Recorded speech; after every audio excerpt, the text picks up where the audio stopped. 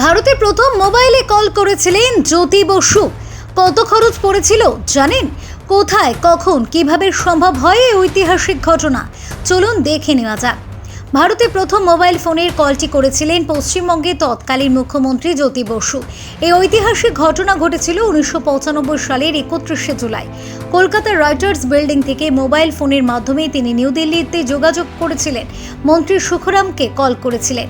এটি ছিল ভারতীয় টেলিকম ইতিহাসে একটি মাইল ফলক ঘটনা, যা দেশকে নতুন প্রযুক্তির জগতে প্রবেশ করিয়েছে।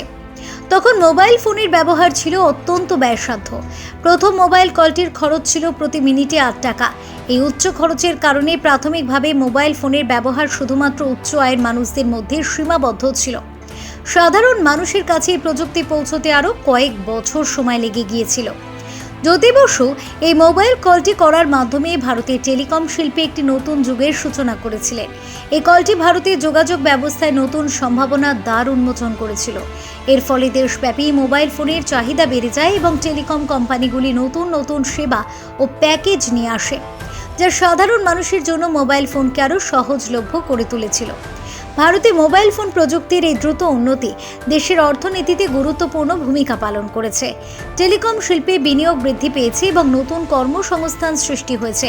মোবাইল ফোনের মাধ্যমে দূর দূরান্তের মানুষ একে অপরের সাথে সহজেই যোগাযোগ করতে পেরেছে, যা সামাজিক ও অর্থনৈতিক উন্নয়নকে ত্বরান্বিত করেছে।